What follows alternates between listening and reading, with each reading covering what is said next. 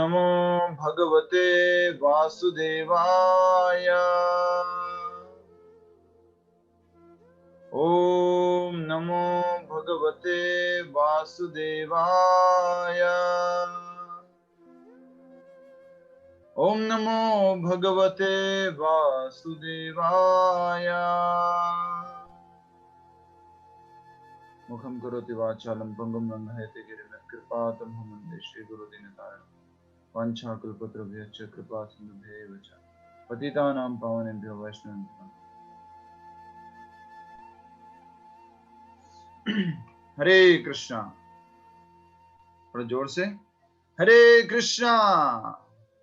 Yes, Hari बोल। बहुत सुंदर। सभी से निवेदन है, भगवत गीता का ये जो अध्याय दूसरा है उसको खोलें। उसमें श्लोक संख्या 6। अध्याय का नाम है गीता का सार। सभी से निवेदन, दोहराएंगे इसको।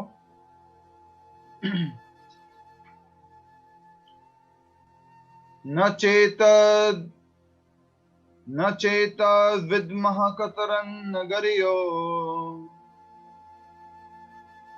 यद्वा जयेम यदि वा नो जयेयुः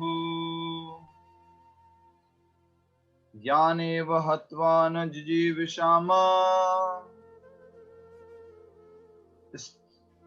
स्तेऽवस्थिताः प्रमुख धार्तराष्ट्राः।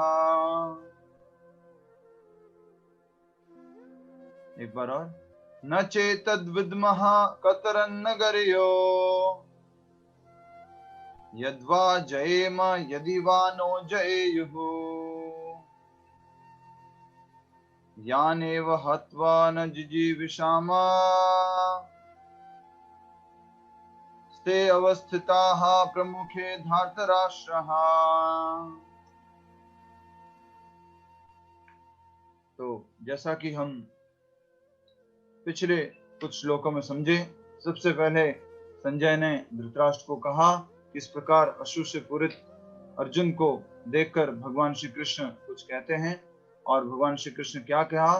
भगवान श्री कृष्ण ने कहा, कुतस्तवा कस्मलमिदम्, ये तुम्हारे अंदर ये कलमश कहां से आया? उसके बाद भगवान कहते हैं उसके अगले श्लोक में, श्लोक संख्या 3 में, क्लेब्यम मा समगमः पार्थ, हे पार्थ तुम तो परंतप हो, तुम तो शत्रुओं के विजेता हो, तुम नपुंसक लोगों के जैसे कैसे बात कर रहे हो, उनके जैसा कैसे व्यवहार कर रहे हो? तो फिर अर्जुन कुछ कहते हैं और अर्जुन ने कहा कि भगवान मैं कैसे अपने गुरुओं पर हथियार उठा सकता हूँ, मैं उनके ऊपर कैसे पलट कर वार कर सकता हूँ, वो तो पूजनीय है। फिर अर्जुन ने श्लोक संख्या 5 में कहा कि भगवान ये जो गुरुजन हैं ये तो कैसे हैं? महानुभाव, इनको तो फॉलो करने जैसा है, ग्रेट पर्सनैलिटीज हैं। तो इनके ऊपर अगर हम वार करेंगे और फिर वार करके हमको जीत लेंगे, तो जीता हुआ जो भी होगा उसको जब हम भोगेंगे तो किसके बराबर होगा? रक्त से सना हुआ होगा। ऐसा करके हमने श्लोक संख्या 5 तक समझा था। आज 6 में भगवान श्री कृष्ण अर्जुन कुछ कह रहे हैं, तो उसको हम समझने का प्रयास कर रहे हैं। आप सभी से निवेदन है कि इस अनुवाद को दोहराएंगे। Please repeat. हम यह भी नहीं जानते कि हमारे लिए क्या श्रेष्ठ हैं, उनको जीतना या उनके द्वारा जीते जाना। यदि हम धृतराष्ट्र के पुत्रों का वध कर देते हैं तो हमें जीवित रहने की आवश्यकता नहीं है, फिर भी वे युद्ध भूमि में हमारे समक्ष खड़े हैं। तो बहुत ही सुंदर बात अर्जुन द्वारा कही जा रही है। अपने गुरुओं को बताने के बाद, अपने गुरुओं के गुणगान करने के बाद में अब अर्जुन कह रहे हैं कि हमारे लिए क्या श्रेष्ठ है मुझे मालूम नहीं पड़ रहा है। ये हम सबके साथ अवस्थिति आती है। क्या ये सही है मेरे लिए, ये सही है, ये मेरे लिए श्रेष्ठ है या वो श्रेष्ठ है? हम सबके साथ ऐसी परिस्थिति आती है। तो अर्जुन भी क्या कह रहा है? यदि वा जयेम ना वा जयेयु, उनके द्वारा जीते जाना या हमें उनको जीत लेना, समझ में नहीं आ रहा मुझे मेरे लिए क्या श्रेष्ठ है। ऐसा करके अर्जुन अपने कंफ्यूजन को प्रेजेंट कर रहा है। अपने मन में जो विभ्रम उत्पन्न हो गया है उसको वो भगवान के सामने रख रहा है। और फिर कह रहा है कि यदि हम धृतराष्ट्र के पुत्रों को मार देते हैं तो भी हमें जिंदा रहने की वापस आवश्यकता नहीं है, क्योंकि हम आनंद किसके साथ करेंगे, भोग किसके साथ करेंगे, जो भी हम भोगेंगे वो सब क्या होगा, टेंटेड विद देयर ब्लड, रक्त से सना हुआ होगा उनके। ये एक अच्छे व्यक्ति की एक भक्त की क्वालिटी होती है। और कल हमने किसका उदाहरण दिया था इसको समझने के लिए कि जो सब में गुण देखता है, इसका एग्जाम्पल लिया था विन्नी जी, जो सब में गुण देखता है, अच्छे गुण देखता है, उसके लिए किसका उदाहरण लिया था हमने कल, विनीता जी? हाँ, याद नहीं है? ये तो बहुत इंपॉर्टेंट था। हनी बी किसी ने लिख के भेजा है, मधुमक्खी, मधुमक्खी yes. है वहां से अच्छा अच्छा जो है जो फ्लावर्स है उसके ऊपर जाके बैठती है, लेकिन जो दूसरी जो घर की मक्खी होती है, गंदी मक्खी होती है, वो सारी गंदी चीजों पर जाके बैठती है। ये तो बहुत अच्छा उदाहरण था, इसको तो हमें याद रखना है। तो हमें क्या बनना है, हनी बी बनना है। यस, हरे कृष्णा। आगे बढ़ते हैं हम अब श्लोक के तात्पर्य की तरफ। अर्जुन की समझ में नहीं आ रहा था कि वह क्या करे, युद्ध करें और अनावश्यक रक्तपात का कारण बने। यद्यपि क्षत्रिय होने के नाते युद्ध करना उसका धर्म है, या फिर वह युद्ध से विमुख हो कर भीख मांगकर जीवन यापन करे। तो अर्जुन को समझ में नहीं आ रहा है कि क्या करें, क्षत्रिय होने के नाते युद्ध करें, अपना धर्म का पालन करें, या फिर उसके मन में जो विचार आ रहे हैं उसके अनुसार वो भिक्षा का पालन करे, भिक्षा लेने जाए। ये भिक्षा लेने की बात अर्जुन ने कहा बोली थी, इशारा करके बताइए जल्दी से। अर्जुन ने भिक्षा लेने की बात कहाँ बोली थी, इशारा करके बताइए, वेट कर रहा हूं मैं। अर्जुन ने कहा था कि मैं भिक्षा ले लूंगा, इससे तो अच्छा मैं भीख मांग कर खा लूं। हरे कृष्णा, आंसर क्यों नहीं आ रहा है? जस्ट इससे पिछले वाले श्लोक में 5 नंबर श्लोक में क्या कहा था, भेक्ष्यम अपीह लोके, इससे अच्छा तो मैं भीख मांग कर खा लेता हूं, भीख मांग कर जीवित रह लेता हूं। ठीक है, आगे। यदि वह शत्रु को जीतता नहीं तो जीविका का एकमात्र साधन भिक्षा ही रह जाता है। फिर जीत भी तो निश्चित नहीं है, क्योंकि कोई भी पक्ष विजयी हो सकता है। यदि उसकी विजय हो भी जाए क्योंकि उसका पक्ष न्याय पर है, तो भी यदि धृतराष्ट्र के पुत्र मरते हैं तो उनके बिना रह पाना अत्यंत कठिन होगा। इसलिए क्या बोला अर्जुन ने, उनको मैं मारूं या उनके द्वारा मारा जाऊं, अगर उनको मार भी देता हूं तो हमारा जीवित रहने की क्या आवश्यकता है, मतलब कैसे जी पाएंगे हम उनके बिना। उस दशा में यह उसकी दूसरे प्रकार से हार होगी। समझ में आ रहा है आपको? ये क्या कह रहे हैं, इस प्रकार से ये दूसरे प्रकार से हार होगी।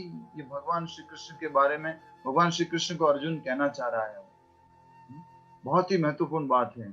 इसको थोड़ा आप अपनी परिभाषा में अगर समझें, अपने साधारण भाषा में, तो क्या कहेंगे इसको, कि जब किसी घरवाले के साथ ही हमने युद्ध कर लिया, किसी घरवाले से ही कुछ जीत लिया और जीत करके हम जीवन जीने की कोशिश कर रहे हैं, तो एक तरह से क्या हो गया, हम हार गए हैं। किसी घरवाले की ही खुशी छीन ली है, उसका ही सब कुछ छीन लिया है और उसको फिर हम भोगने की कोशिश कर रहे हैं। तो अर्जुन यही कहना चाह रहे हैं कि उस दशा में दूसरी प्रकार से हार होगी। अर्जुन द्वारा व्यक्त इस प्रकार के ये विचार सिद्ध करते हैं कि वह न केवल भगवान का महान भक्त था, अपितु वह अत्यधिक प्रबुद्ध और अपने मन तथा इंद्रियों पर पूर्ण नियंत्रण रखने वाला था। अर्जुन को इंद्रियों पर, मन पर ये सब नियंत्रण था, इसलिए क्या कहा जाता था, गुड़ाकेश। गुड़ाकेश का अर्थ क्या होता था, जिसने अपनी निद्रा पर, अपने अज्ञान पर क्या कर लिया है, विजय प्राप्त कर ली है। राज परिवार में जन्म लेकर भी भिक्षा द्वारा जीवित रहने की इच्छा उसकी विरक्ति का दूसरा लक्षण है। किस परिवार में हुआ अर्जुन? राज परिवार में, कुरु राज्य में। और उस परिवार में होकर भी वो क्या कह रहा है, मैं अपने परिवार वालों को तो नहीं मारना चाहता हूं, मैं भिक्षा लेकर के अपना जीवन चला लूंगा, लेकिन परिवार वालों को नहीं मार सकता मैं, ऐसा कह के वो कह रहे हैं अर्जुन। तो ये विरक्ति का एक लक्षण है। विरक्ति मतलब क्या हो गया, डिटैचमेंट। अब किससे डिटैचमेंट है यहाँ पर, कौन बताएगा, किससे विरक्ति की बात कर रहा है अर्जुन? गीता सोजित्रा माता जी बताइए, किससे विरक्ति की बात हो रही है यहाँ पर? एक तरह से विरक्ति की बात हो रही है कि राज परिवार में जन्म लेकर भी भिक्षा द्वारा अपना जीवन चलाने को तैयार है अर्जुन। यस, कौन बता सकते हैं, मदद कीजिए। आपको उत्तर मालूम है, बस आप बोल नहीं पा रहे। यस, विभा जैन जी बताइए। हरे कृष्ण प्रभु जी। हम्म, वो प्रभु जी अपना ही राज का सुख नहीं, अपने राज संपदा उससे विरक्ति हो गई। यस, राज्य से, राज्य भोगने की इस आसक्ति से वो विरक्ति दिखा रहे हैं, साफ साफ। इतना बड़ा राज्य, हस्तिनापुर का राज्य सम्राट बनने से वो विरक्ति दिखा रहे हैं और भीख मांगकर जीवित रहने के लिए तैयार है। आगे बढ़ते हैं। ये सारे गुण तथा अपने आध्यात्मिक गुरु श्री कृष्ण के उपदेशों में उसकी श्रद्धा, ये सब मिलकर सूचित करते हैं कि वह सचमुच सचमुच पुण्य आत्मा था। इस तरह यह निष्कर्ष निकला कि अर्जुन मुक्ति के सर्वथा योग्य था, जब तक इंद्रिया संयमित ना हो। ये बात आप अंडरलाइन कर सकते हैं अगर आपके पास पेंसिल है, हाइलाइटर है तो, ठीक है, नहीं तो आप अपने नोटबुक में लिख सकते हैं। जब तक इंद्रिया संयमित न हो, ज्ञान के पद तक उठ पाना कठिन है और बिना ज्ञान तथा भक्ति के मुक्ति नहीं होती। अर्जुन अपने भौतिक गुणों के अतिरिक्त इन सब देवी गुणों में भी दक्ष था, एक्सपर्ट था। तो यहां पर हमने कहा इसको हाईलाइट कीजिए, इसको अंडरलाइन कीजिए। किस लिए कहा गया है? इसमें कह रहे हैं कि अगर किसी व्यक्ति को मुक्ति पानी है तो मुक्ति पाने के लिए उसको क्या करना होगा? सबसे पहले तो अपनी इंद्रियों के ऊपर विजय प्राप्त करनी होगी, और इंद्रियों के ऊपर विजय प्राप्त करेगा तो क्या होगा? वो ज्ञान को प्राप्त कर पाएगा, नॉलेज को ले पाएगा, और जब नॉलेज प्राप्त कर लेगा तो क्या आएगी उसके अंदर? भक्ति आएगी, और भक्ति के माध्यम से फिर वो मुक्त हो जाएगा। बिना ज्ञान के जो भक्ति है वो बिल्कुल भी अच्छी नहीं है। तो आज हम इसको समझने का छोटा सा प्रयास करते हैं और ध्यान पूर्वक इसको समझिएगा। थोड़ा सा टेक्निकल टर्म है, ठीक है। सबसे पहली बात क्या कही गई है? बिना इंद्रिय संयम के, इंद्रियों को नियंत्रित किए हुए ज्ञान के पद तक उठ पाना कठिन है। अगर ज्ञान के पद तक ऊपर उठना है, अगर ज्ञान को श्रवण करना है, तो हमें क्या करना होगा? इंद्रियों को संयम करना होगा। तो सबसे, अगर उदाहरण दे आपके जीवन का, हमारे जीवन का छोटा सा उदाहरण, ये जो हम 3 बजे से 4:15 बजे की कथा करते हैं, इस समय हम क्या कर लेते हैं? अपनी इंद्रियों को थोड़ा सा संयमित कर लेते हैं। कोई इंद्री बोलती है कुछ खा ले, कोई इंद्री बोलती है कुछ पी ले, और एक बहुत बढ़िया इंद्री है, वो क्या बोलती है? सो जा बच्चे सो जा, राइट। पर हम क्या करते हैं उस टाइम? अपने आप को नियंत्रित करते हैं, नहीं 1 घंटा तो मुझे कथा सुनना है, कथा सुनने के बाद में दूसरी बातें करेंगे। तो ज्ञान के पद तक ऊपर उठने के लिए क्या किया आपने? अपना 1 घंटे तक, 1.25 घंटे तक, 1.5 घंटे तक आपने इंद्रियों को संयमित किया। और आगे बताया जा रहा है इसमें कि जब ज्ञान के पद तक उठ जाते हैं तो हमें भक्ति आ जाती है। आज आपको समझने की जरूरत है कि भक्ति इन जनरल, सामान्यतया 99.99999% ज्ञान के साथ होती है, ज्ञान के साथ करनी चाहिए। अज्ञानतावश नहीं करनी चाहिए भक्ति, भावुकतावश नहीं करनी चाहिए भक्ति, ज्ञान के साथ करनी चाहिए भक्ति। तो आज आप ये 2 सेंटेंस लिख दीजिए। हिंदी में कहते हैं इसको बिना ज्ञान के भक्ति, इसको कहते हैं भावुकता। क्या कहते हैं? भावुकता। इंग्लिश में कहते हैं भक्ति, devotion without knowledge is sentimentalism. Devotion without knowledge is sentimentalism. ठीक है, भक्ति बिना ज्ञान के उसको क्या कहेंगे? भावुकता, अंधविश्वास। ठीक है, और दूसरा, अब इसका अपोजिट क्या था? मात्र ज्ञान बिना भक्ति के। मात्र ज्ञान है और भक्ति नहीं है, उसको क्या कहते हैं? मानसिक ऊहापोह। ये बहुत ही स्ट्रॉन्ग हिंदी है, तो इसको इस तरह से सरल भाषा में कहेंगे, मानसिक उपज। मानसिक उपजा हुआ ज्ञान क्या है? मात्र ज्ञान है लेकिन प्रैक्टिस नहीं है, उसको क्या कहते हैं? मानसिक ऊहापोह, मन की उपज, मन से उपजा हुआ ज्ञान। इंग्लिश में इसको इस प्रकार से बोलते हैं, knowledge without devotion is known as speculation, mental speculation. ठीक है, knowledge without devotion, knowledge without bhakti is known as mental speculation. समझ में आया आपको? लिख लिया आपने दोनों बातें? ठीक है, अब देखिए इसको कैसे समझना है, जल्दी से समझ लेते हैं। कई बार बहुत सारे लोग होते हैं, उनके पास चले जाओ तो वो सभी प्रकार का उत्तर दे देंगे। कोई भी प्रश्न पूछो, उनसे पूछो अभी कि कोरोना क्यों आया है, हाँ वो तो मुझे मालूम है, एक्चुअल में क्या हुआ था ना, वो चाइना वालों ने ऐसा किया और वो अमेरिका वालों ने ऐसा किया और इसकी वजह से ऐसा हो गया और इस कारण से कोरोना आ गया। फिर उनसे पूछो चाइना में ज्यादा केसेस क्यों नहीं दिखा रहे हैं कोरोना का? नहीं, वो चाइनीज क्या है, वो थोड़े स्ट्रांग होते हैं और वो थोड़ा उनका उसमें इम्यूनिटी ज्यादा होती है और कुछ ऐसा होता है, इसकी वजह से वो उनको जो है कोरोना कम आया है। अच्छा, भारत में इतने सारे लोग क्यों मर गए? हाँ वो तो मरने ही थे, ऐसे मरो या वैसे मरो, कैसे भी मरने ही थे इसलिए मर गए। वो तो कोई भी प्रश्न पूछोगे तो क्या करेंगे? वो उत्तर देंगे। कोई उसका प्रमाण नहीं होगा, कोई उसका शास्त्र का बेस नहीं होगा और न ही कोई उसकी प्रैक्टिस होगी। न तो वो डॉक्टर है, न ही कोई साइंटिस्ट है, न ही कोई कुछ है, फिर भी सभी तरह का ज्ञान वो बोल देगा। अब आध्यात्मिक ज्ञान की बात करते हैं। ठीक है, ये तो भौतिक ज्ञान की बात होगी। आध्यात्मिक ज्ञान में क्या होता है? आध्यात्मिक ज्ञान अगर आप किसी से बोलते हैं, ऐसे बहुत सारे लोग हैं, उनसे पूछो भगवान कौन है? हाँ भगवान क्या है, हम सब लोग भगवान है। भगवान क्या होता है? ठीक है, कोई ताकतवर बन गया तो उसको थोड़ा भगवान बोल दिया। ठीक है, और किसी से पूछा जाए, अच्छा कृष्ण ने गोवर्धन हिल जो उठाया था वो कैसे उठाया था? कैसे क्या उठाया था? वो बहुत ज्यादा तपस्या कर लिया और एक दिन तपस्या करने के बाद ताकत आ गई तो उसने गोवर्धन हिल उठा दिया, गोवर्धन पर्वत उठा दिया। अच्छा, ये कृष्ण बांसुरी बजाते थे तो सारी गाय दौड़ के कैसे आ जाती थी? अब बांसुरी क्या, वो तो गाय है, गायों को बांसुरी की भाषा अच्छी लगती है इसलिए गाय जो है दौड़ के चली जाती है। तो ये लोग क्या करते हैं?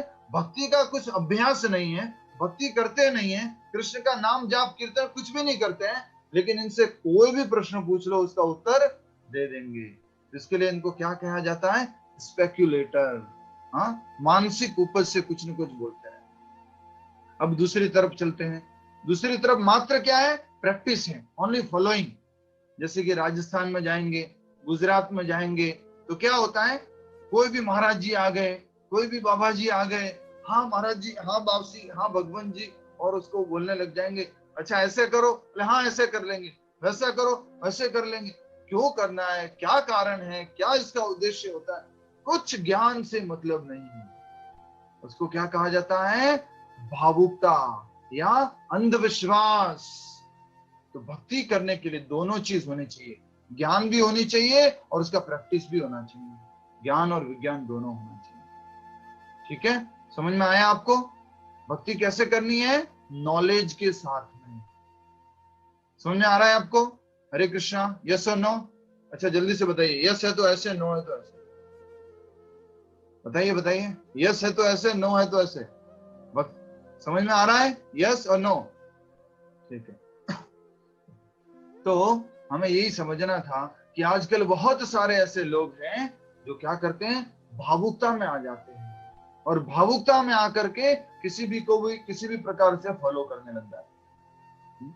तो हमें भक्ति जो है ज्ञान के साथ करनी है। कई बार ऐसा होता है दुनिया में, जब लोग फ्रस्ट्रेट हो जाते हैं तो फ्रस्ट्रेट होने के बाद भी भक्ति की तरफ आते हैं।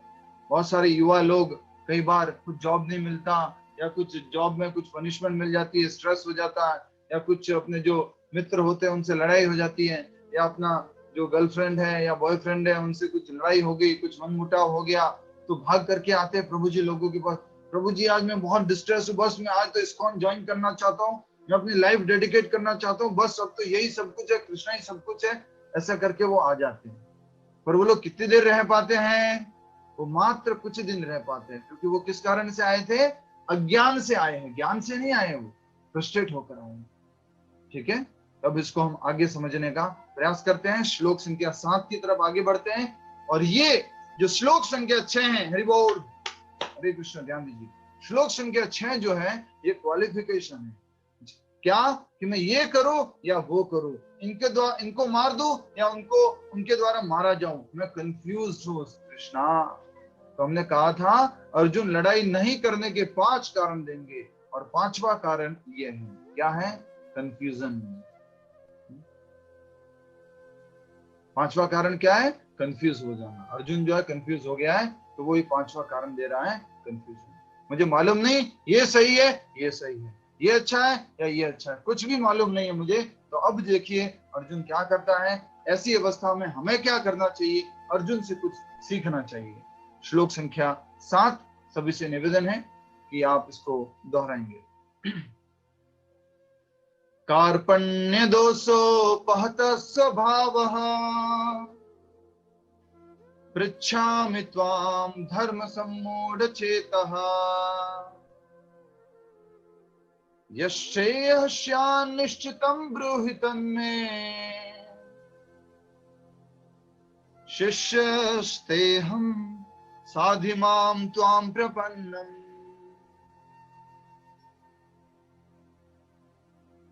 लास्ट वाली लाइन एक और बार बोलिए, शिष्यस्तेऽहं साधि मां त्वां प्रपन्नम्।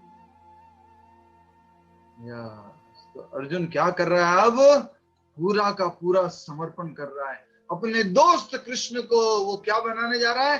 आप गुरु, मैं शिष्य, मैं आपके शरण में हूं, मैं आपको सरेंडर करता हूं, अब आप मुझे गाइड करो। मुझे तो कुछ मालूम नहीं पड़ रहा है, मैं युद्ध करूं, युद्ध ना करूं, युद्ध करके उनको मारूं या उनके द्वारा मैं मारा जाऊं, क्या करूं बिल्कुल भी नहीं जानता। मैं अपना गांडीव धनुष छोड़ चुका हूं, मैं उसको उठाऊं, लड़ाई करूं, क्या करूं कृष्णा, अब आप बताओ। यही बात कहने जा रहे हैं अर्जुन, समर्पण की भावना। और हमें यही करना चाहिए जब हम भी कंफ्यूजन में हो जाते हैं, हमें भी कुछ मालूम नहीं होता है, तो हमें या तो कृष्ण की शरण में जाना चाहिए। कृष्ण की शरण में जाने से अर्थ है भगवत गीता को उठा लेना चाहिए, नहीं तो जो भगवान श्री कृष्ण के जो शुद्ध भक्त हैं उनकी शरण जाना चाहिए, उनके भक्तों की भक्त की शरण में जाना चाहिए। ठीक है, अनुवाद को दोहराएंगे। अब मैं अपनी कृपण दुर्बलता के कारण अपना कर्तव्य भूल गया हूं और सारा धैर्य खो चुका हूं। ऐसी अवस्था में मैं आपसे पूछ रहा हूं, जो मेरे लिए श्रेयस्कर हो उसे निश्चित रूप से बताए। अब मैं आपका शिष्य हूं और आपका शरणागत हूं, कृपया मुझे उपदेश दे।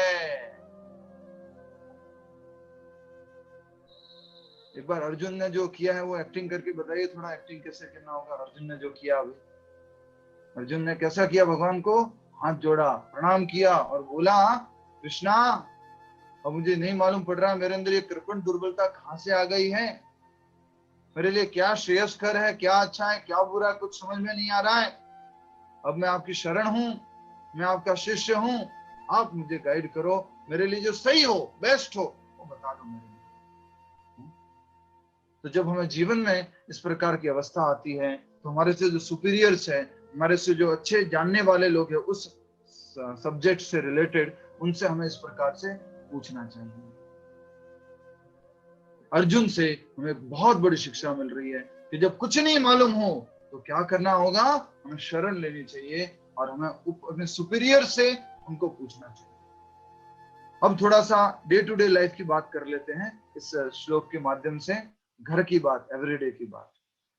अब एवरीडे की बात करें, मान लीजिए ज्यादातर लोग उम्र वाले हैं, मैरिड लोग हैं, इसलिए बोल देते हैं, उसी तरह का एग्जाम्पल सूट करेगा। हस्बैंड वाइफ के बीच में लड़ाई हो जाती है किसी बात को लेकर के, ठीक है, जो कि होती है, उसमें कोई डाउट नहीं है, राइट। तो उनमें कुछ लड़ाई हो जाती है, और लड़ाई हो जाती है, अब दोनों को ही समझ में नहीं आ रहा है क्या करे। लड़ाई हो गई है, बहुत बुरा भला कह भी दिया है, बात भी नहीं कर रहे, क्या करें। तो उस टाइम में क्या करना चाहिए, एक व्यक्ति को क्या हो जाना चाहिए, डाउन हो जाना चाहिए, और डाउन हो करके थोड़ा सा अपने आप को शांत करके, अपने आप को विनम्र करके बोले ठीक है, आप बताइए क्या करना चाहिए, क्या ठीक है आप बताओ, आप जो बोलेंगे वो कर लेंगे। किसी भी संबंध में हमें इस प्रकार से किसी भी झगड़े को सॉल्यूशन देना है, किसी भी कार्य को सॉल्यूशन, मतलब जैसे कि एक और प्रॉब्लम आती है, क्या प्रॉब्लम आती है, आप सब लोग कथा अटेंड कर रहे हैं, राइट, भगवत गीता की। सबने ट्राई किया होगा अपने पति को, अपने पत्नी को, अपने बच्चों को भी बिठाने का, आओ शाम को 4 बजे कथा है सुनो, बहुत ट्राई किया होगा, लेकिन हुआ क्या होगा, किसी ने नहीं सुना होगा। क्योंकि सब लोग क्या समझते हैं अपने को, ये क्या बताएगा मेरे को, ये क्या बताएगी, ये बोलेगी तो मैं कथा अटेंड करूंगा क्या, ये बोलेगा तो मैं कथा अटेंड करूंगी क्या। तो इस प्रकार का समानता है, क्या है दोनों में, मित्रता, समानता का लेवल है। तो उस समय क्या करना चाहिए, तीसरे व्यक्ति की मदद लेनी चाहिए, जिसके सामने वो थोड़ा सम्मान देता हो, उनको प्रणाम करता हो, उसकी मदद लेनी चाहिए। समझ में आ रहा है आपको मैं क्या कहना चाह रहा हूं, यस और नो, समझ में आ रहा है ना। तो ये एक बहुत प्रैक्टिकल पॉइंट है जो हमें सीखना है। कल हमने सीखा था वाणी के बारे में, बोलने का, बोलना, जिसे कहते हैं ना, धनुष से निकला तीर और मुंह से निकली वाणी वापस नहीं आती है। पर धनुष से निकले तीर का तो घाव ठीक कर सकते हैं, लेकिन मुंह से निकली जो वाणी है उसका घाव ठीक नहीं कर सकते। उसी प्रकार से परिवार में, घर में, दोस्तों में अगर किसी भी प्रकार का संदेश जाना है तो ये स्थिति आनी जरूरी है, एक क्या बन जाए, सुपीरियर, और एक क्या बन जाए, थोड़ा सा इंफीरियर बन जाए। तभी नॉलेज का क्या होगा, फ्लो होगा। पानी कैसे बहता है, नीचे से ऊपर बहता है या बराबर में बहता है, इशारा करके बताइए, पानी कैसे बहता है, बराबर में बहता है कि नीचे से ऊपर बहता है, यस, ऊपर से नीचे बहता है। नॉलेज कैसे फ्लो होगा, ऊपर से नीचे फ्लो होगा। करंट कैसे फ्लो होगा, high voltage to low voltage flow होगा, राइट। तो उसी तरह से ज्ञान भी ऐसे फ्लो होगा। इसलिए अर्जुन ने क्या किया, भगवान को सरेंडर कर दिया, शिष्यस्ते हम साधि माम स्वाम प्रपन्नम, मैं आपकी शरण हूं, आपको शरणागत हूं, अब मैं आपका शिष्य हूं। आज तक आपने किसी अपने दोस्त से ऐसे बोला है क्या, अर्जुन बोल रहा है अपने दोस्त से कि मैं आपका शिष्य हूं। और देखिए भगवान ने कितनी बार अर्जुन को गाइड किया था। एक छोटी सी स्टोरी बता देते हैं, तभी आपका ध्यान लगा रहेगा, नहीं तो फिर आप भटक जाएंगे। हरे कृष्णा। एक बार क्या हुआ कि दुर्योधन ने भीष्म पितामह को बोल दिया, भीष्म पितामह आप पक्षपात कर रहे हो, आप लड़ाई अच्छे से नहीं कर रहे हैं, मैं चाहता हूं आप अच्छे से लड़ाई करो और पांडवों को मारो। इतने दिन हो गए एक भी पांडव नहीं मारा गया। तो भीष्म पितामह क्या करते मालूम है, भीष्म पितामह बोलते हैं दुर्योधन मेरे ऊपर तुम ऐसा इल्जाम लगा रहे हो, तुम चिंता मत करो, मैं क्या कर रहा हूं, आज 5 तीर तैयार कर रहा हूं, ये 5 तीरों से मैं कल क्या करूंगा, पांडवों को सर्वनाश कर दूंगा, पांडवों को मार दूंगा। तो फिर क्या होता है, भीष्म पितामह 5 तीर तैयार कर रहे हैं, उसके बाद दुर्योधन बोलता है कि ऐसा कीजिए पितामह, ये जो 5 तीर है ना मुझे दे दीजिए, मैं मेरी कस्टडी में रख लेता हूं, कल सुबह जब आप युद्ध करने के लिए जाओगे तो मैं आपको दे दूंगा।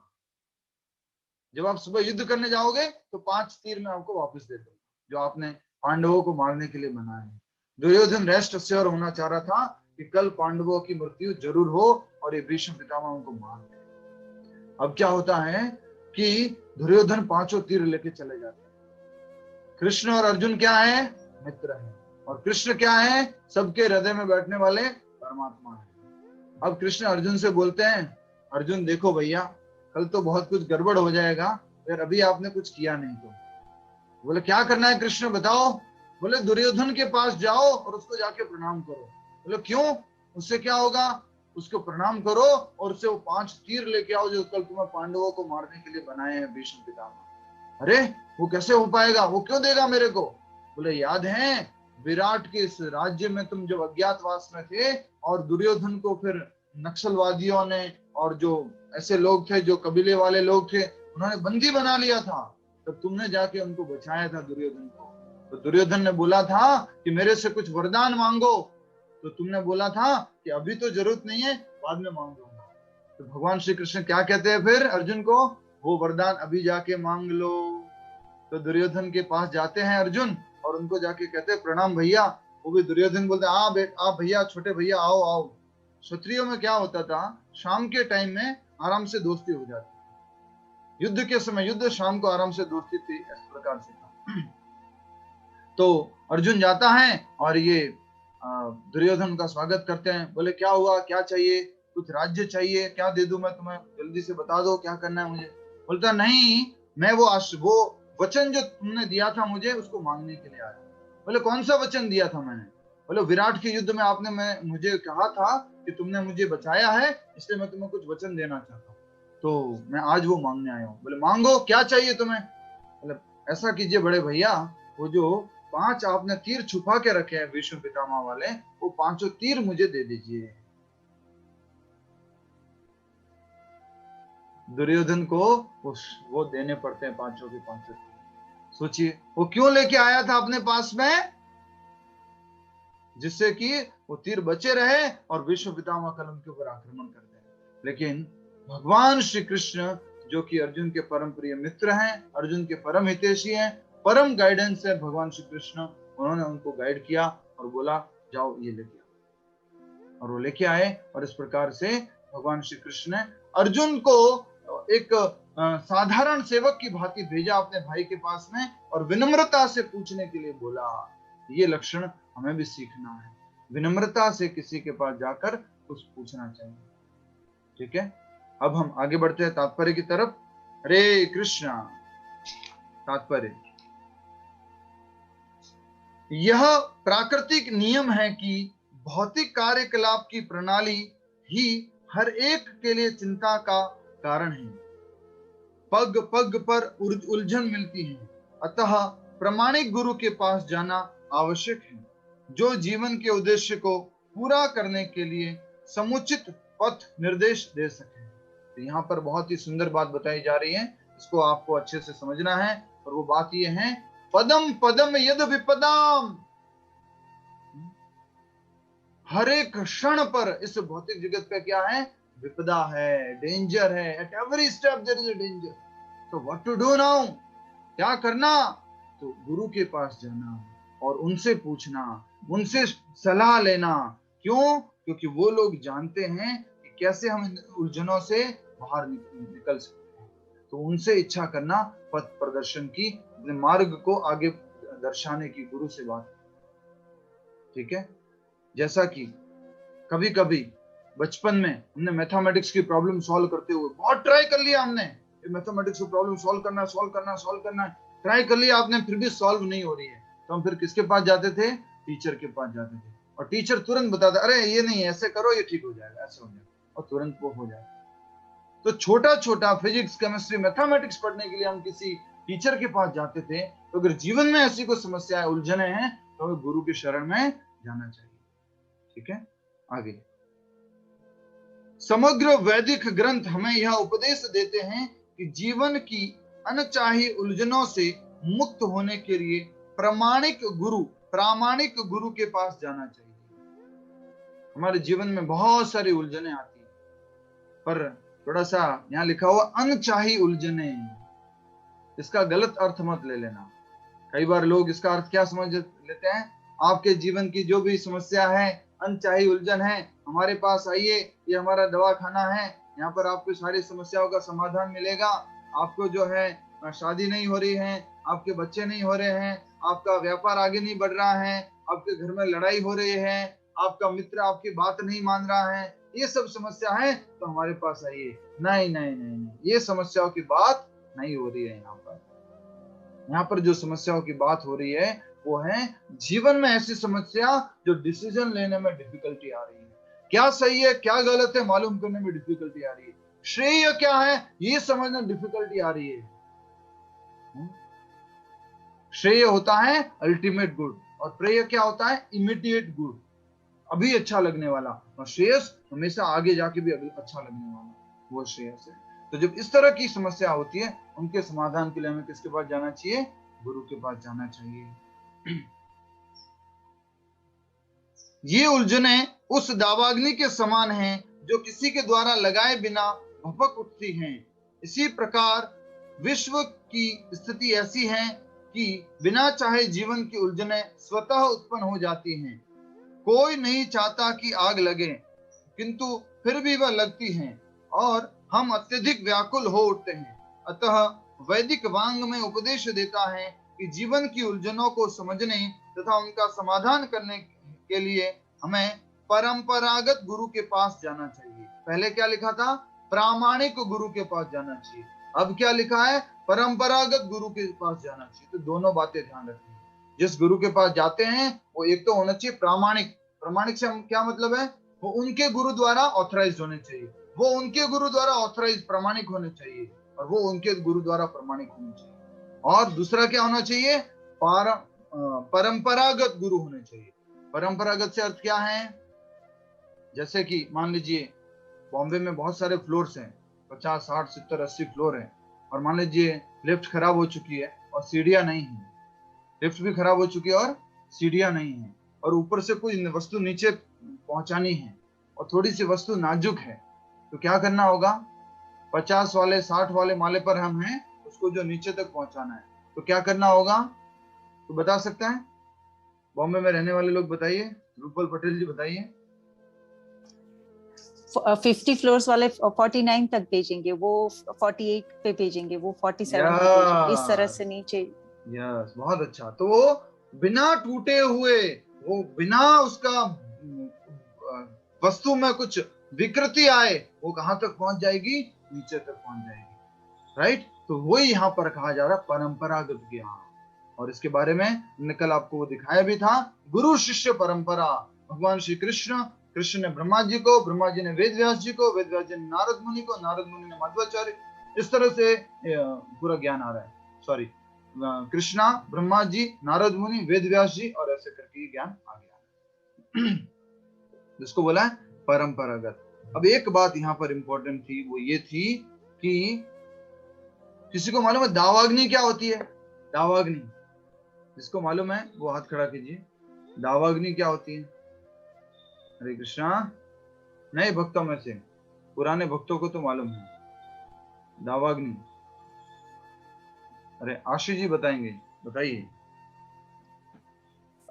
जो आग जंगल में जो फॉरेस्ट में आग लगती है ना, वो जो किसी ने नहीं लगाई, खुद से ही लग जाती है। अच्छा, वो खुद से लग जाती है? कौन, मतलब खुद से कैसे लगती है? बहुत धूप हो और अगर पत्ते वत्ते बहुत ज्यादा सूख गए हो तो उसमें से चिंगारी हो जाती है, फिर वो पूरा। या सरी बोल। अच्छा, उस आग को कैसे बुझाया जा सकता है? नेचुरली, लाइक बारिश हो जाए या ऐसा तो ही वो बुझती है। क्या बात है, मुझे लग रहा है आपने मंगला आरती का पहला पैराग्राफ याद कर रखा है, संसार दावा। ऐसा तो नहीं है? हाँ, हमारे मंगला आरती का पहला पैराग्राफ है। जैसे कि जंगल में आग लगती है, घर्षण से सूखे पत्ते हो गए, और खास करके सूखे बैम्बूज, उनमें आपस में क्या होती है? हवा चलती है, धूप है, घर्षण होती है, उससे क्या लग जाती है? आग लग जाती है। और वो कैसे फैलती है? बहुत तेजी से फैलती है, और इतनी ज्यादा लग जाती है कि कोई फायर ब्रिगेड वगैरह कुछ काम नहीं करता। उसको क्या कहा गया है? दावाग्नि, दावानल। और वही दावानल हर एक व्यक्ति के मन में जला हुआ है। हर एक व्यक्ति के मन में वो इच्छाओं का दावानल जगा हुआ है, डिजायर्स का दावानल, दावाग्नि जली हुई है।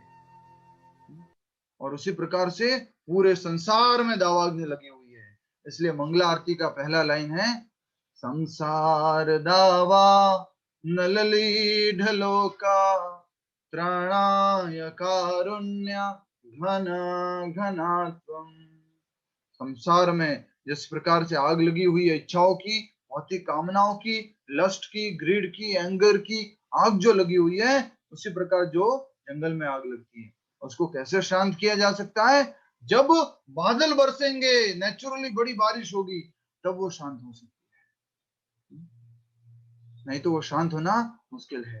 तो उसी प्रकार हमारे जीवन में भी जो इतनी आग लगी हुई है, जो टेंशन है, जो काम, क्रोध, लोभ, मोह, मद, मत्सर्य है, इच्छाओं पूरी करते हैं, इच्छाओं को पूरी करने के लिए हम बहुत मेहनत कर रहे हैं, भाग रहे हैं, दौड़ रहे हैं, ये कैसे शांत हो सकती है?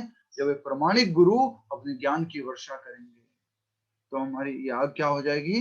शांत हो जाएगी। यही यहाँ पर कहा जा रहा है कि उसको कोई लगाता नहीं है पर जलती रहती है। और उसको शांत कैसे किया जा सकता है? जब हम किसी प्रमाणिक गुरु की शरण में जाते हैं।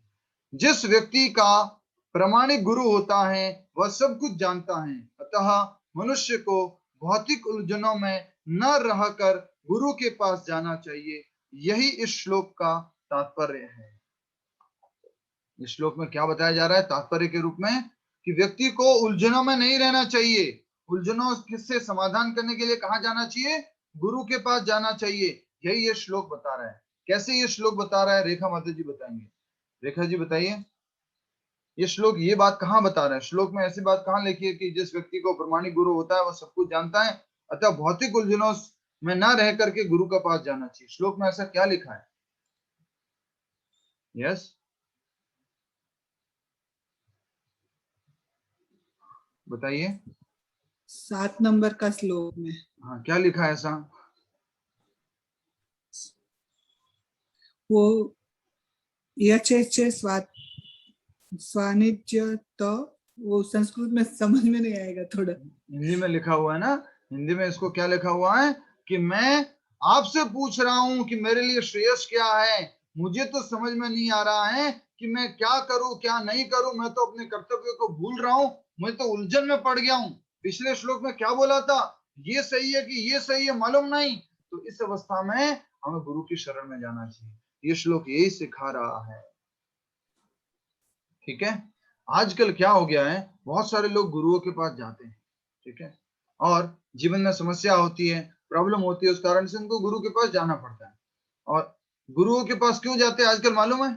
जैसा कि मैंने शुरुआत में बताया था, ज्यादातर लोग गुरुओं के पास क्यों जाते हैं? आज गुरु शब्द का अर्थ बताने वाले आपको, ठीक है। ज्यादातर लोग जाते हैं, स्वामी जी, गुरु जी, पिछले 7 साल से जो है हमें बच्चा नहीं हो रहा है, 8 साल हो गया, 10 साल हो गया, आप कुछ कृपा कीजिए, आप कुछ आशीर्वाद दीजिए। गुरु के पास जाते हैं, स्वामी जी मेरे वो लेफ्ट जो पेट में थोड़ा लेफ्ट भाग है उधर बहुत पिछले 10-15 साल से मेरे को दर्द हो रहा है, थोड़ा स्वामी जी गुरु जी कुछ मदद कर दीजिए। उसके लिए गुरु के पास जाते हैं। मेरा बिजनेस अच्छा नहीं चल रहा है, गुरु जी थोड़ा मदद कर लीजिए। गुरु जी मेरे बेटे की शादी नहीं हो रही है, बेटी की शादी नहीं हो रही है, बेटी की सासू और बेटी के अंदर खूब लड़ाई हो रही है, गुरु जी थोड़ा मदद कीजिए। गुरु इसके लिए नहीं होता है, ये बात समझ लीजिए। आध्यात्मिक गुरु की बात कर रहा हूं मैं। भौतिक दृष्टि से भी हम किसी किसी को गुरु बोलते हैं, आध्यात्मिक गुरु की बात कर। आध्यात्मिक गुरु किसके लिए होता है? गु मतलब अंधकार, रू मतलब नहीं, रू मतलब अंधकार, गु मतलब जो वहां से बाहर निकाल दे हमारे को, जो अंधकार से अज्ञान से हमें बाहर निकाल दे, उसको क्या कहते हैं? गुरु कहते हैं। जो हमें ये बता दे कि तुम ये शरीर नहीं है, तुम आत्मा हो, उसको क्या कहते हैं? गुरु कहते हैं। जो ज्ञान से भारी होता है उसको क्या कहते हैं? गुरु कहते हैं। समझ में आ रहा है आपको? अभी भारत में ऐसे बहुत सारे अलग अलग गुरु बने हुए हैं, और लोगों को समस्या आती है तो वो गुरु के पास जाते हैं। गुरु जी, बाबा जी, मेरे को थोड़ा पिछले इतने सालों से प्रॉब्लम हो गई है, थोड़ा मदद कीजिए। तो बाबा जी क्या बोलते हैं मालूम है? गुरु बोलते हैं, वो बाबा जी बोलते हैं, अच्छा लास्ट टाइम आप भैरव बाबा के मंदिर कब गए थे? बोले टाइम हो गया बाबा जी। अच्छा अच्छा अच्छा, और वहां पर जाके क्या किया था आपने? बोले मैंने बस आधा लीटर दारू चढ़ाई थी वहां जाकर। ओहो अच्छा, आधा लीटर चढ़ाई थी। ऐसा करना, इस बार जो है थोड़ा 1 लीटर चढ़ा देना। ऐसे गुरु जी। फिर क्या उनसे पूछा जाता, गुरु जी देखिए हमारे यहाँ प्रॉब्लम हो रही है। तो क्या बोलते हैं? अच्छा लास्ट टाइम आपने समोसा खाया था? हाँ समोसा खाया था। अच्छा एक बात बताओ, हरी चटनी से खाया था कि मीठी चटनी से खाया था? बोले मीठी चटनी से खाया था, इस बार हरी चटनी से खाना, तुम्हारी समस्या दूर हो जाएगी। अच्छा, बोले तुम मंदिर जाते हो? हाँ, बोले मंदिर जाता हूँ। लास्ट टाइम वहां पर क्या किया था उन्होंने? वहां पर जाके मंदिर में जाके, मैं मंदिर में गया था और वहां जाके दूध चढ़ाया था। दूध ओरिजिनल चढ़ाया था कि वो डुप्लीकेट चढ़ाया था पानी मिक्स करके? बोले मैंने थोड़ा सा ओरिजिनल चढ़ा दिया था, इस बार थोड़ा पानी मिक्स करके चढ़ा देना, कृपा हो जाएगी तुम्हारी। ऑफिस जाते हो? हाँ। बोले ऑफिस जा रहे हो तो हमारे जो ऊपर क्या बोलते हैं, कृपा नहीं हो रही है, मेरा प्रमोशन नहीं हो रहा है, तो क्या करें? बोले ऑफिस कैसे कपड़े पहन के जाते हो? बोले फॉर्मल कपड़े पहन के जाता हूँ। अच्छा, उसके बाद तुम जूते में मोजे पहनते हो? बोले हाँ मोजे पहनता हूँ। अच्छा, मोजे कौन से कलर के पहनते हो? बोले मैं काले कलर के पहनता हूँ। बोले एक सफेद और एक काला मोजा पहन लेना, कृपा हो जाएगी तुम्हारी। तो ऐसे गुरु है पूरे भारत में, और हम लोग ऐसे गुरु के पास जाते हैं। मैं बताऊंगा भी कि हम ऐसे लोगों के पास क्यों जाते हैं, इसका भी कारण है मेरे पास। बड़े बड़े बुद्धिमान लोग भी चले जाते हैं, अच्छे अच्छे लोग चले जाते हैं उनके पास कई बार। उसका कारण क्या है वो भी हम समझने का कोशिश करेंगे। पहले श्लोक को एक बार पूरा कर लेते हैं। अब हम बात को समझेंगे, बहुत ही इंपॉर्टेंट बात है आगे भी। किसी का नाम नहीं लेना है यहाँ पर। चैट बॉक्स में लोग नाम लिख करके भेज रहे हैं, नाम लिख के मत भेजिए। आप समझ गए तो अच्छी बात है, कौन से बाबा की बात हो रही है, नाम लिख के मत भेजिए। आखिर भौतिक उलझनों में कौन सा व्यक्ति पड़ता है? वह जो जीवन की समस्याओं को नहीं समझता। बृहद आरण्यक उपनिषद में व्याकुल व्यग्र मनुष्य का वर्णन इस प्रकार हुआ है। यो वा एतदक्षरं गार्ग्य विदित्वा सम्मा लोकात् प्रेति स कृपणः। कृपण वह है जो मानव जीवन की समस्याओं को हल नहीं करता और आत्म साक्षात्कार के विज्ञान को समझे बिना कूकर सूकर की भांति इस संसार को त्याग कर चला जाता है। बहुत इंपॉर्टेंट बात कही है, बहुत स्ट्रॉन्ग वर्ड लिखे हुए हैं। कूकर सूकर क्या होता है, कौन बताएगा? कूकर सूकर, सजल जी बताइए, कूकर सूकर क्या होता है? बताइए। मतलब एग्जैक्टली नहीं पता सर कि वर्ड क्या है। क्या बात है, वेरी नाइस। आप कहाँ अमेरिका में पैदा हुए हैं? अच्छा लग रहा है मुझे। सुकर मतलब सुअर होता है। हाँ, अभी अभी तो बताएंगे, अब थोड़ा। अब बताइए कौन बताएगा? और कुकर सुकर, यस, क्या नाम, आनंद सिंह बताइए, कुकर सुकर क्या होता है? आनंद सिंह। कुकर का अर्थ है कुत्ता और सुकर सुअर। यस, तो कुकर सुकर की भांति व्यक्ति अपना शरीर छोड़ के चला जाता है, जानवरों की भांति जीवन जी करके चला जाता है। इतना ज्यादा स्ट्रॉन्ग वर्ड यहाँ पर लिखा हुआ है। मनुष्य होकर भी कैसा जीवन जी लेता है, कुत्ते और सुअर के भांति जीवन जी। क्या अर्थ है इसका? देखिए, साधारण सा अर्थ है, इसको समझने का प्रयास कीजिए। एक मेल कुत्ता था, एक फीमेल कुत्ता था, मतलब एक कुत्ता और एक कुत्ती थी। वो दोनों आपस में शादी किए और उससे जो एक बच्चा उत्पन्न हुआ। उसको उन्होंने खाना खिलाया, वो थोड़ा और अट्ठा कट्टा हुआ, उसको आसपास घुमाना सिखाया। उसके बाद उसको शिक्षा दी। कौन सी शिक्षा दी? अपना भोजन कैसे करना है, अपना जो है अपने आप की सुरक्षा कैसे करनी है, भाव भाव भाव कैसे करना है, वो सब उसको सिखाया। फिर वो थोड़ा और बड़ा हुआ और फिर वो थोड़ा 2-3 गलियों में घूमने लग गया, जोर जोर से भाव भाव करने लग गया और अपना खाना खाना, अपनी रक्षा करना, वो सब सीख गया। उसके बाद एक दिन क्या किया, उसको बहुत एक सुंदर और एक उसी की उम्र की क्या दिख गई, कुत्ती दिख गई। और उसके प्रति उसको क्या हो गया, प्रेम हो गया। और प्रेम होकर उसने क्या कर ली, शादी कर ली। शादी करके फिर उसके भी क्या हो गए, बच्चे हो गए। फिर उसने भी बच्चों को क्या सिखाया, वही सिखाया जो उसने अपने माँ बाप से सीखा। फिर अंतिम में वो क्या हो गया, उम्र हो गई, बुढ़ा हो गया और चला गया। थोड़ा सा कंपेयर कीजिए, दिमाग लगाइए। हमारा भी जीवन कहीं ऐसे तो नहीं चल रहा है? हमारा भी जीवन ऐसे तो नहीं चल रहा है? माँ बाप ने पैदा किया, पढ़ाई कराई कि भाई भोजन कैसे करना है, भोजन कैसे प्राप्त करना है, सुरक्षा कैसे करनी है, वो सब भी हमने कर लिया। उसके बाद में शादी हो गई, बच्चे हो गए, बच्चों को वो सिखाया जो हमने सीखा बचपन से। फिर उम्र हो गई, बुढ़े हो गए। हरि बोल, राम नाम सत्य है। तो ये हमारा भी तो ऐसा नहीं चल रहा कहीं। इसलिए प्रभुपाद जी लिख रहे हैं, कुकर सुकर की भांति जो शरीर छोड़ के चला जाता है। ये शास्त्र में लिखा हुआ है, इसलिए वो बोल रहे हैं। तो ऐसे व्यक्ति को क्या बोला जाता है, कृपण बोला जाता है। कृपण मतलब क्या होता है मालूम है? कंजूस, गुजराती में क्या बोलते हैं कंजूस को? किसी को गुजराती में कंजूस ही बोलते हैं, ठीक है। तो कंजूस वो व्यक्ति थे। बहुत सारे गुज्जू भाई कंजूस होते हैं, इसलिए बोल रहा हूं। तो बहुत सारे लोग हैं जो कंजूस होते हैं। कंजूस का मतलब क्या होता है? उसके पास है लेकिन वो उसका उपयोग नहीं करता है, उसको क्या बोलते हैं? कंजूस। एक नंबर का कंजूस है, मक्खी चूस है। और भी क्या बोलते हैं? दमड़ी जाए पर चमड़ी जाए पर दमड़ी न जाए, इतने ज्यादा कंजूस है। क्या अर्थ है? कि बोले स्किन घिस जाएगी लेकिन पैसा नहीं दूंगा मैं। तो इसको हम समझने की कोशिश कर रहे हैं कि जो व्यक्ति मनुष्य जीवन प्राप्त करके उसका उपयोग नहीं करता है, उसको क्या कहा जाता है? कंजूस। अच्छा, उपयोग नहीं करता, इसका मतलब क्या है? मनुष्य जीवन के उद्देश्य के लिए उपयोग नहीं करता है, उसको क्या कहा जाएगा? कंजूस। और यही अर्जुन कह रहा है श्लोक की पहले वर्ड में।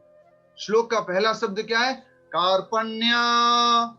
कार्पण्य का अर्थ क्या है? कृपण, कंजूसी। ये कंजूसी मेरे अंदर कहां से आ गई कृष्णा? मैं तो क्षत्रिय हूं, मेरे अंदर तो लड़ने की एबिलिटीज हैं, मैं तो फाइट कर सकता हूं, पर ये मेरे अंदर कृपण दुर्बलता कहां से आ गई? तो ऐसे ही हम सब लोग भी कंजूस है। इसका उदाहरण में है, थोड़ा एग्जांपल भी है, थोड़ा समय की थोड़ी सी बात करना चाहूंगा। छोटा सा एक स्टोरी लेता हूं, कंजूसी की हद क्या होती है। एक बार एक परिवार में जो है एक पति, पत्नी और उसका 5-6 साल का बेटा रहते थे। उदाहरण के लिए है ये। तो पति जो है अपनी पत्नी को फिक्स बोलता था, ओनली 2.5 लोगों का रोटी बनाना, उससे ज्यादा मत बनाना। मेरा, तुम्हारा और इस बच्चे का 2.5 लोगों का बनाना, उससे ज्यादा कभी मत बनाना। इतना आटा लेना, कितना? 2.5 कप आटा लेना बस, उससे ज्यादा मत लेना। वो बार बार गाइड करता था उनका। तो एक दिन संक्रांति का टाइम आया, और संक्रांति का टाइम आया उसके बाद में जो है वो ऊपर चले गए छत के ऊपर पतंग उड़ाने के लिए। और पतंग उड़ा रहे थे, वो रस्सी पकड़ रहे थे, ध्यान नहीं रहा। और नीचे जो उनकी वाइफ को बोल के गए थे, 2.5 कप जो है आटा लेके तैयार रखना, रोटी वोटी बनाने की तैयारी कर लेना। तो ऊपर वो पतंग उड़ा रहे थे, और पतंग उड़ाते उड़ाते वो क्या हो गया कि वो अपने फ्लोर से फिसल गए, नीचे गिर गए। तो नीचे गिर रहे थे, तो गिरते गिरते गिरते बीच में उनका फ्लोर आ गया, जो जिस घर में रहते थे। तो नीचे गिरते गिरते जोर से बोलना, आज जो है 1.5 कप ही लेना, 2.5 कप मत लेना। आज जो है 1.5 लोगों का रोटी बनाना, 2.5 कप मत लेना, आज 1.5 कप ही लेना। उसको क्या है? कंजूसी की हद। राइट? तो यही अर्जुन भी कह रहा है, कृपण दुर्बलता कहां से आ गई मेरे अंदर ये कृष्णा, ये बताइए आप। तो यही बात बताई जा रही है, एक बार ध्यान से सुन लीजिए।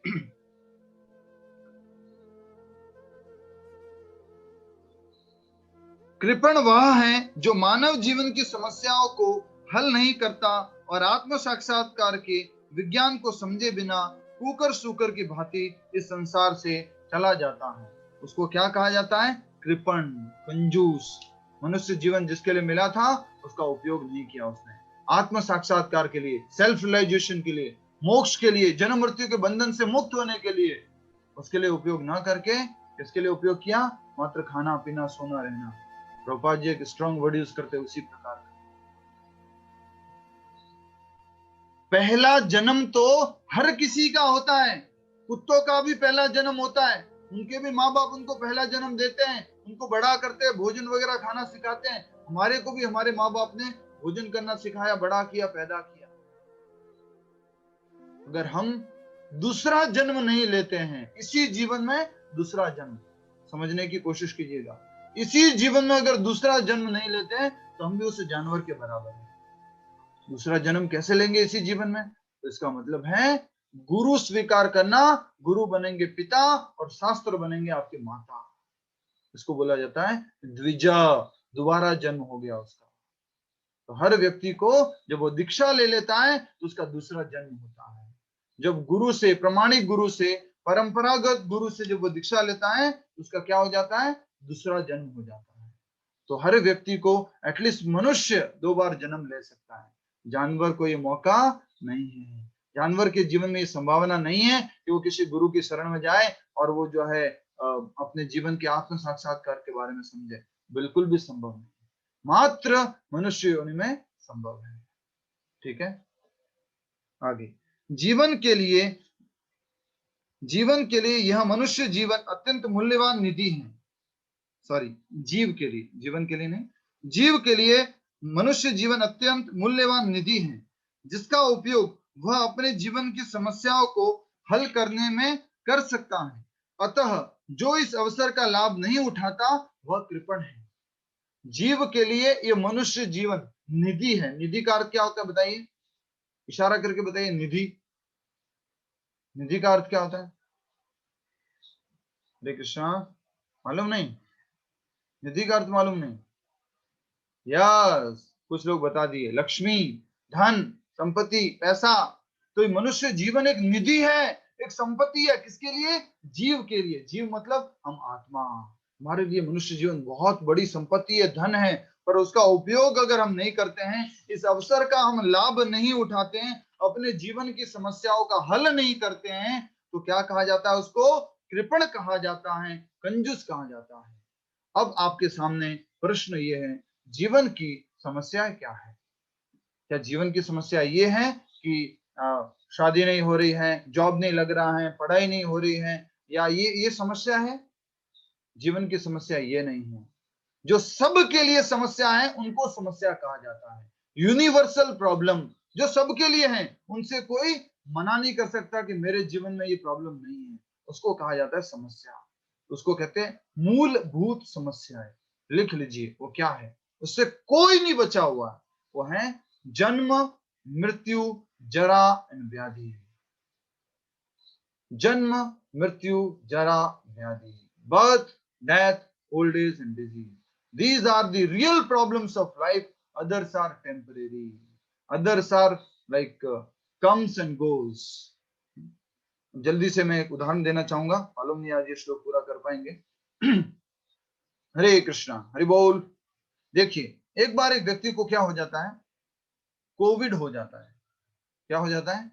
लेटेस्ट है, इसलिए लेटेस्ट उदाहरण के साथ, पहले मैं इसका क्या कहते हैं डायबिटीज के साथ शुरू करता था, अब लेटेस्ट बीमारी आ गई तो उससे कंपेयर करके स्टार्ट कर रहा हूँ। एक व्यक्ति को एक बार क्या हो जाता है? कोविड हो जाता है। और कोविड होने की वजह से उसकी बॉडी जो है पूरी तरह से थक जाती है, कमजोरी आ जाती है। उसके हाथ दुखने लगते हैं, उसके पैर दुखने लगता है, उसका जो है श्वास में प्रॉब्लम हो जाती है, उसकी आंखों में से आंसू आने लग जाते हैं, उसका जो है शरीर कांपने लग जाता है। ये सारी समस्या किसकी वजह से है? बोलिए। कोविड की वजह से है।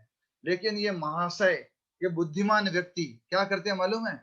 सबसे पहले जाते हैं आंखों के डॉक्टर के पास। उसके पास जाके बोलते हैं, सर मेरे आंखों में से पानी आ रहा है, थोड़ा सा मदद कीजिए ना, थोड़ा ठीक कीजिए ना। तो डॉक्टर कुछ दवाई लिख के दे देता है। फिर वो जाते हैं पैरों के डॉक्टर के पास, डॉक्टर साहब मेरे पैरों में बहुत तकलीफ है, बहुत दर्द है, थोड़ा मदद कीजिए ना मेरा। तो डॉक्टर पैरों की दवाई लिख देता है। फिर वो जाता है हाथ के डॉक्टर के पास और बोलता है कि मुझे जो थोड़ा सा हाथ के थोड़ा प्रॉब्लम है उसको ठीक कर दीजिए, हाथ का प्रॉब्लम हो रही है। फिर जाता है वो फेफड़ों के डॉक्टर के पास, लंग्स के डॉक्टर के पास, मुझे थोड़ा लंग्स में प्रॉब्लम हो रही है, ब्रीदिंग में प्रॉब्लम हो रही है, थोड़ा मदद कीजिए। फिर वो किसके पास जाता है? पेट के डॉक्टर के पास जाता है और फिर जाके बोलता है कि डॉक्टर मुझे थोड़ा मदद कीजिए, पेट में थोड़ा प्रॉब्लम हो रही है। और फिर वो किसी बाबा के पास चले जाता है और बाबा ठीक है चला जाता है वो। तो इस प्रकार से वो सबके पास जाता है, पर वो किसके पास नहीं जाता है? मेरे को उत्तर चाहिए आपसे। वो सब डॉक्टरों के पास गया अपनी समस्याओं का समाधान लेने के लिए, पर वो किसके पास नहीं गया? यस, जरा मतलब ओल्ड एज होता है। यस, कौन बताएगा? हरे कृष्णा, कौन बताएगा किसके पास नहीं गया? रेखा जी के पास उत्तर है आज, क्या बात, बताइए।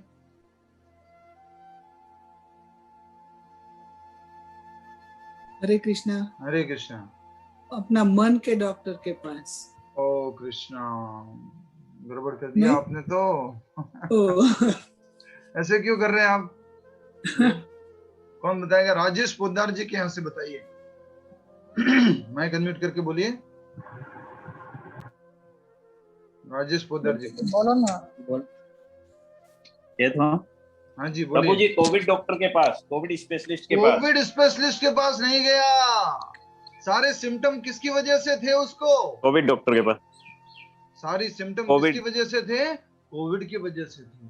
उसको कोविड हो गया था, इसलिए हाथों में दर्द था, पैरों में दर्द था, आंखों से आंसू आ रहे थे, फेफड़ों में जो है ऑक्सीजन की कमी हो गई थी, पेट दुख रहा था। वो किस किस के पास गया? सब डॉक्टरों के पास गया।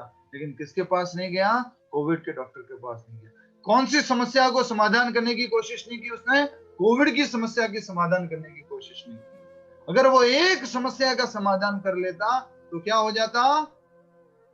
सारी समस्याओं का समाधान मिल जाता, सारी समस्याओं का समाधान मिल जाता। उसी प्रकार से अगर हम इस मूलभूत समस्याओं की तरफ ध्यान देंगे, किसकी तरफ? जन्म, मृत्यु, जरा, व्याधि। अगर जन्म लेंगे तो मृत्यु आएगी, जन्म लेंगे तो बीमारियां आएगी, जन्म लेंगे तो ओल्ड एज आएगी। इससे कोई बच नहीं सकता है, कोई नहीं बच सकता।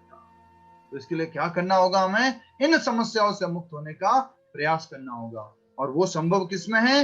मनुष्य जीवन में संभव है।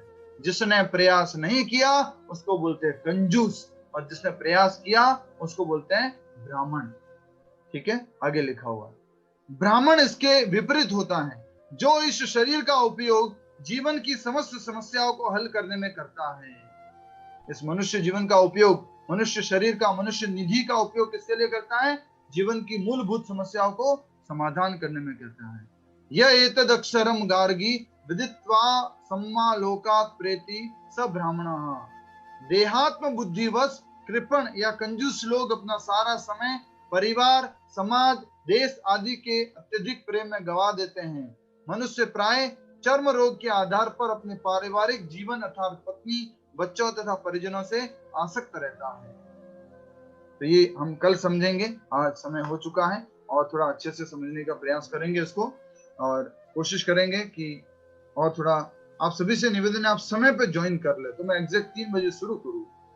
5 मिनट तो और मिलेगा हमारे को चर्चा करने का, समय पे ज्वाइन किया करें। हरे कृष्णा। अभी हम जो है हरे कृष्ण का जाप करेंगे। हरे कृष्णा कौन बताएंगे? पहला प्रैक्टिकल वन्या शर्मा। ठीक है, प्रैक्टिकल पॉइंट नंबर 1 बोलिए। हरे कृष्णा प्रभु जी। हरे कृष्णा। एक ये था कि हमें भक्ति के साथ ज्ञान को भी मतलब हमें भक्ति के साथ ज्ञान भी होना चाहिए। भक्ति ज्ञान के साथ करनी चाहिए। ठीक है, बहुत सुंदर। हरे कृष्णा। अगला पॉइंट। यस, बताइए। हमें पोलाइट रहना चाहिए हमेशा। हमें हमेशा विनम्र रहना चाहिए, पोलाइट रहना चाहिए। यस, बहुत अच्छा, वेरी नाइस। ये बहुत अच्छा प्रैक्टिकल पॉइंट है। कल हमने क्या सीखा था? पूरी दुनिया क्या सिखाने के लिए बनी है? आशीष जी बताएंगे। पूरी दुनिया हमें क्या सिखाने के लिए बनी है? भूल गए? टॉलरेंस, विनम्रता, विनम्रता सिखाने के लिए बनी है। यस, बताइए अवंतिका उपाध्याय जी। हरे कृष्ण प्रभु जी। हरे कृष्ण। हमें अपने अंधकार रास्ता देखने के लिए हमें एक गुरु को सिलेक्ट करना चाहिए अपने लाइफ में, जिससे हम अपने सही रास्ते को चूज कर पाए, सही रास्ते पे चल पाए। कौन सा रास्ता? दिल्ली से गुड़गांव कि दिल्ली से पंजाब हरियाणा क्षेत्र? नहीं, अपने समस्याओं का हल पाने के लिए, सही आध्यात्मिक जीवन के रास्ते के लिए। कौन सा जीवन, कौन सा रास्ता? आध्यात्मिक जीवन के रास्ते के लिए। ठीक है, हमें गुरु की शरण जाना चाहिए। तीसरा प्रैक्टिकल पॉइंट है आध्यात्मिक जीवन के रास्ते के लिए गुरु की शरण जाना चाहिए। नेक्स्ट बताइए शीतल जी। ओके गुरु जी, वही मेरा था क्या? ठीक है, यस मीना जी। हाँ, जय श्री कृष्ण गुरु जी। हरे कृष्ण।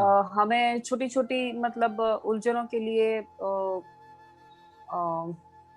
खुद ही सॉल्व करनी चाहिए, कंजूस नहीं बनना चाहिए। मतलब हम मनुष्य जीवन जो दिया है उसका सही इस्तेमाल, मतलब एनिमल्स की तरह लाइफ नहीं जीनी है। मनुष्य जीवन का हमें सदुपयोग करना है। ये आपका प्रैक्टिकल पॉइंट हो गया। मनुष्य जीवन का सदुपयोग करके मनुष्य जीवन के लक्ष्य को प्राप्त करना। नहीं तो जो उदाहरण दिया था हमने, वैसे ही हमारा जानवरों के जैसे जीवन बीतता रहता है, लेकिन कुछ भी हासिल नहीं कर पाते। जीवन भर भागते रहते, और अंत में क्या आ जाती है? शमशान भूमि आ जाती है, कब्र आ जाती है। राइट? तो इसलिए हमें समझना है हमें करना क्या है जीवन में, उद्देश्य क्या है। मनुष्य जीवन के उद्देश्य को पूरा करना है। मनुष्य जीवन रूपी धन का सदुपयोग करना है, कंजूस नहीं बनना है। नेक्स्ट, यस पूनम जी। हाँ, हरे कृष्ण। हाँ रुचि जी बताइए। जी प्रभु, मेरा भी थोड़ा सा मिलना था दैट हमें गुरु की शरण लेनी चाहिए जिससे हम अज्ञानता को दूर कर सकें। यस, हम अज्ञानता को दूर कर सके इसलिए हमें गुरु की शरण लेनी चाहिए। नेक्स्ट प्रैक्टिकल पॉइंट, सोनम जी बोलिए। हरे कृष्णा प्रभु जी। जब कभी भी हम कंफ्यूज हो तो हमें भगवान शरण मतलब कृष्ण रूपी भगवत गीता जी या भगवान के परम शुद्ध भक्ति की शरण में जाना चाहिए। बहुत अच्छा, जब भी जीवन में कंफ्यूजन आए तो हमें भगवान श्री कृष्ण की भगवत गीता या फिर जो है भगवान के शुद्ध भक्तों की शरण में जाना चाहिए। महात्मा गांधी ने क्या कहा मालूम है? महात्मा गांधी कहते थे, व्हेनेवर डाउट्स हॉन्ट मी, जब भी मेरे को जीवन में डाउट आ जाते थे और मैं परेशान हो जाता था और मैं जो है कुछ भी आशा की कुछ भी किरण नहीं दिखती थी मुझे, तो मैं भगवत गीता उठाता था और कोई भी श्लोक पढ़ करके इमीडिएटली स्माइल करने लग जाता था। महात्मा गांधी बोलते हैं, उनका पूरा कोटेशन है। ठीक है, नेक्स्ट श्वेता खंडेलवाल जी। हरे कृष्ण प्रभु जी। हरे कृष्णा। 2 पॉइंट्स हैं मेरे। एक ही बताने को मिलेगा। पहला अच्छा, एक ही बताइए। बताना, ठीक है। हाँ। पहला जन्म हो गया है पर हमें दूसरा जन्म लेना है, गुरु और शास्त्रों को पिता और माता स्वीकार करके। क्या बात है, हरि बोल, वेरी नाइस। बहुत इंपॉर्टेंट पॉइंट बता दिया है कि पहला जन्म तो हर किसी का होता है, हमारा भी हो चुका है, पर हमें दूसरा जन्म लेना। और दूसरा जन्म कैसे होगा? गुरु को पिता स्वीकार करके और वैदिक शास्त्रों को माता स्वीकार करके। स्वाति जी बताइए। विनम्रता से अगर हम किसी से बात करें तो विनम्रता से हम किसी को भी जीत सकते हैं, उनसे हम बात करनी चाहिए, विनम्रता पूर्वक बात करनी चाहिए। उससे हमें उनसे कुछ अगर बात भी करनी है, उनसे कुछ लेना है तो ले सकते हैं। हरे कृष्णा। नेक्स्ट अंशुमान सिंह जी, अंशु सिंह जी बताइए। हमारी आध्यात्मिक जो समस्याएं होगी उसे हमें परंपरागत गुरु के पास जाना चाहिए, आध्यात्मिक समस्याओं के लिए प्रामाणिक गुरु के पास। ये पॉइंट लिख लीजिए आप। गुरु कैसा होना चाहिए? परंपरागत प्रामाणिक गुरु होना चाहिए, उसके पास हमें जाना चाहिए जीवन की मूलभूत समस्याओं के समाधान के लिए। ठीक है, हरे कृष्णा। नेक्स्ट राजेश पोद्दार जी बोलिए, उसके बाद में प्रहलाद सिंह जी। हरे कृष्णा प्रभु जी। हरे कृष्णा। हमें अपनी इंद्रियों को संयमित करके ज्ञान और भक्ति के मार्ग को चुनना चाहिए जिससे मुक्ति संभव है। हमें अपनी इंद्रियों को संयमित करना है, तभी हमें क्या मिलेगी? ज्ञान और फिर भक्ति। नेक्स्ट प्रहलाद जी। हरे कृष्णा प्रभु जी। हरे कृष्णा।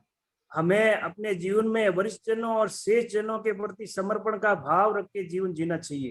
यश, वरिष्ठ जनों के प्रति, श्रेष्ठ जनों के प्रति समर्पण का भाव या फिर उनको सम्मान के भाव के साथ में जीवन जीना चाहिए। किसी और का कोई प्रैक्टिकल पॉइंट बच गया है तो प्लीज रेज योर हैंड, हाथ खड़ा कीजिए तो मैं देख लूंगा। यस, अंशु सिंह जी बोलिए। हरे कृष्णा प्रभु जी। हरे कृष्णा।